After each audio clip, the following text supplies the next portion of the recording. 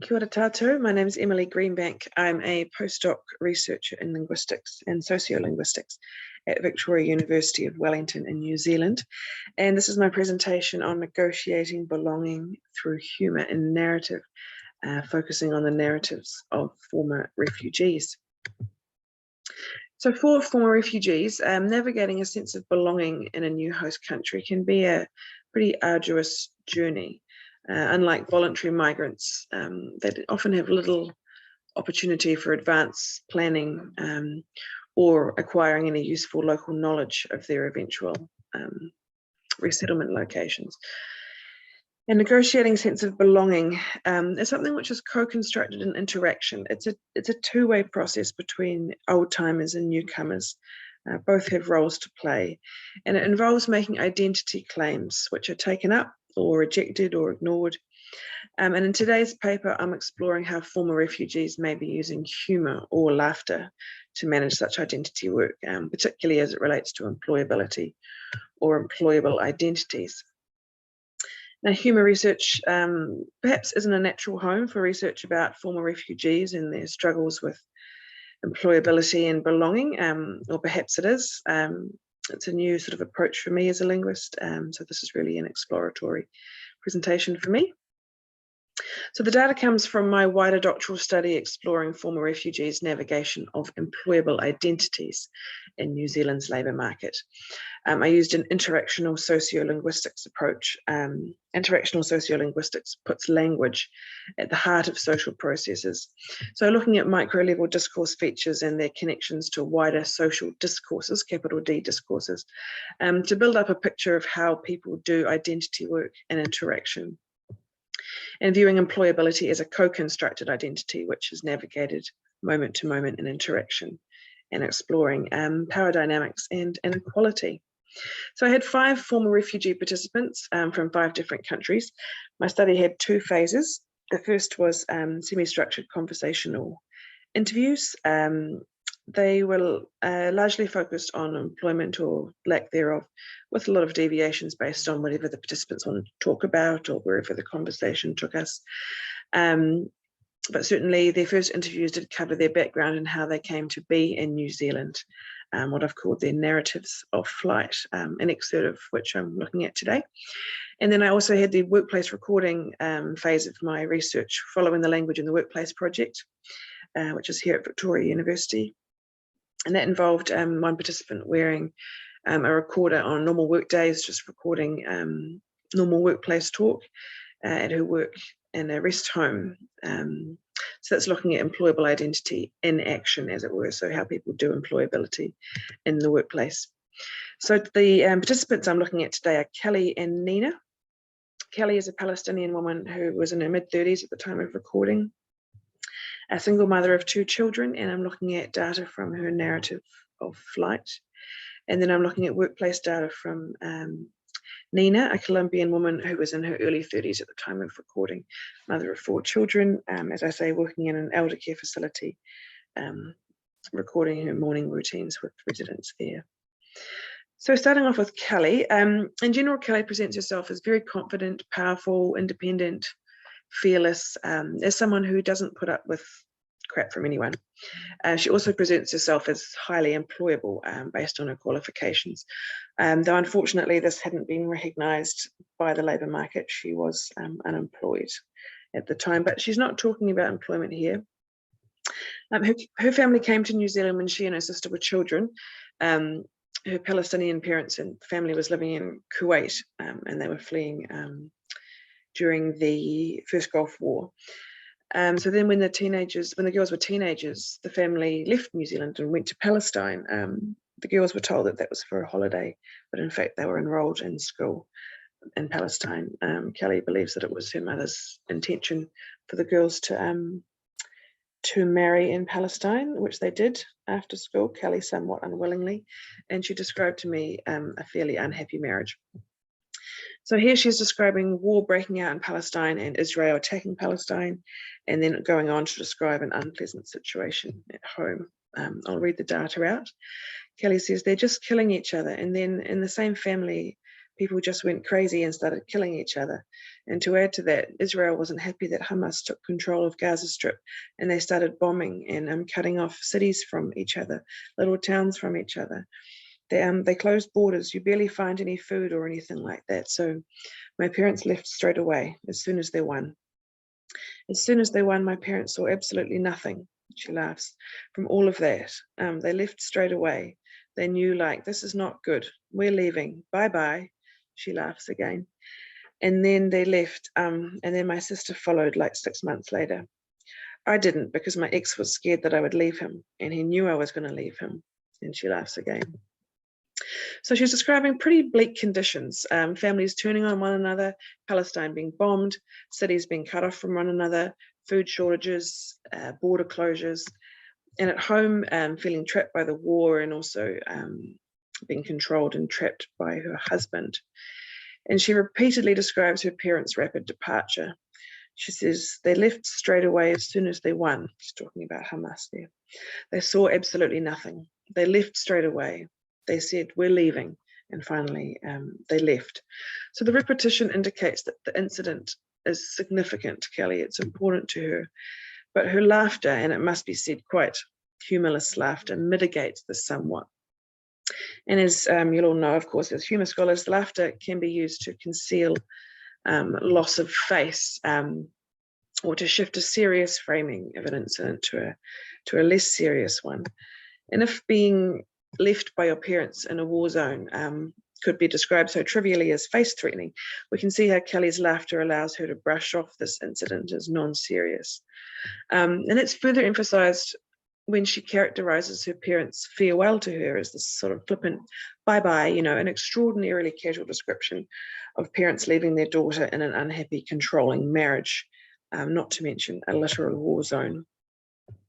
So her laughter and her flippant phrasing is placed in such a way that as narrator, she's distanced from these recounted events, and she's able to sort of to counteract any threat to her identity as an in control woman, which is posed by her narrated abandonment. And we also see her here describing a scenario in which she's essentially a prisoner of her husband's, both in the country and at home, which she described in greater detail elsewhere. But again, she laughs with the effect of ridiculing her husband and highlighting the agency that she theoretically would have had in leaving him once out of the country. And again, orienting to her present day powerful independent identity. As a side note, happily, she was eventually able to leave the country and her husband. So while laughter frequently accompanies laughter, of course, humour and laughter are discrete entities, and in this case seems to be being strategically placed to perform an interactional function here of framing what she's talking about as trivial or foolish. So the content of what Kelly's talking about is at odds with this identity of strength and independence, and also a low tolerance for being treated badly that she so consistently orients to normally.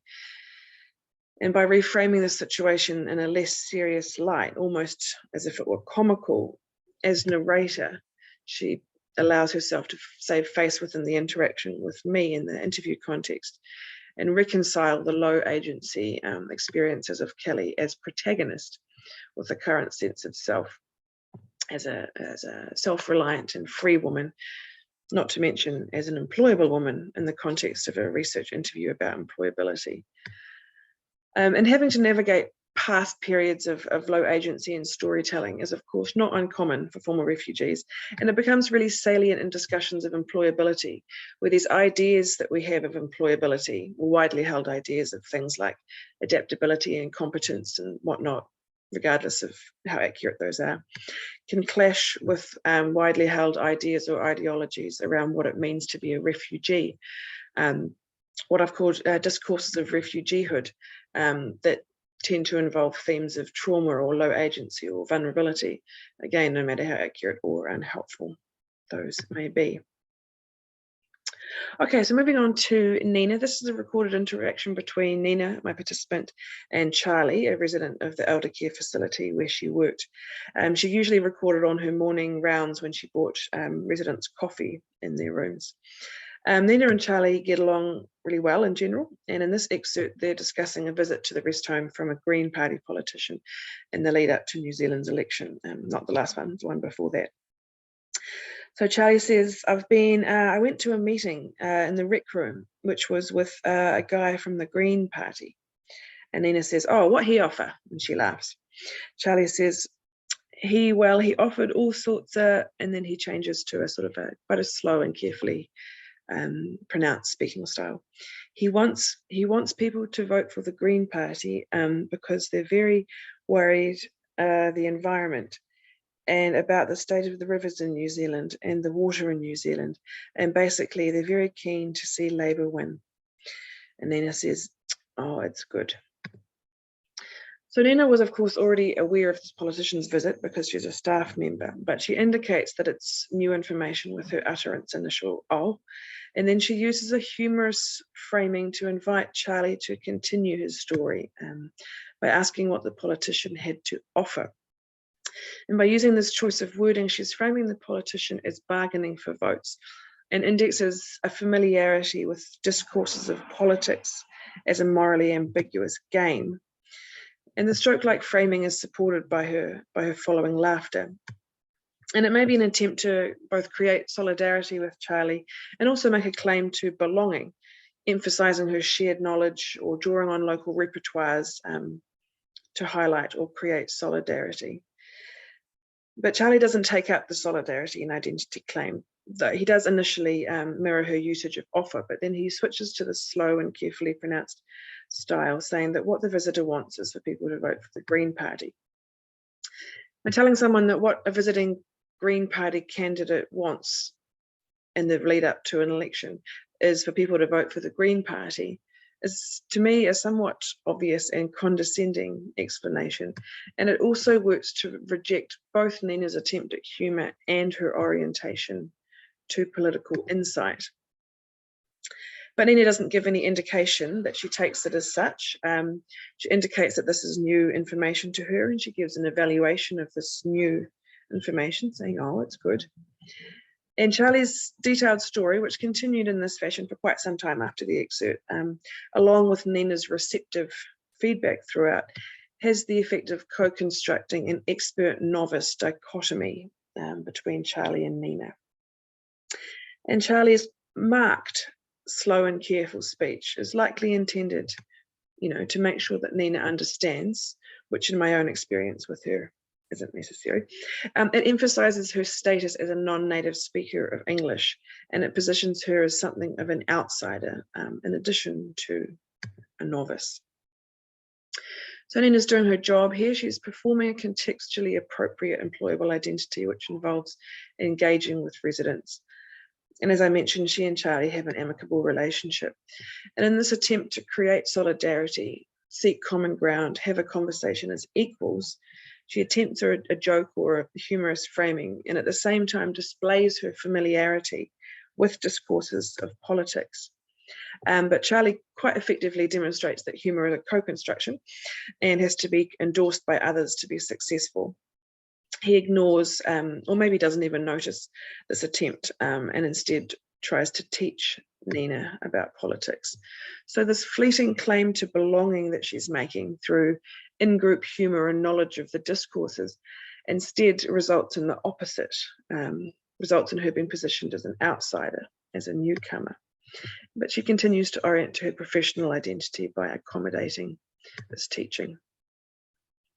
So in the excerpts I've shown today, we've seen laughter used to mitigate or to manage the narration of past periods of extreme low agency that seem to be presenting a threat to the storyteller's current sense of self, which hints at the wider discourses of refugeehood and their associations of low agency that former refugees have to contend with as they try to move on with living normal lives generally, and with regards to my research, present themselves as employable specifically.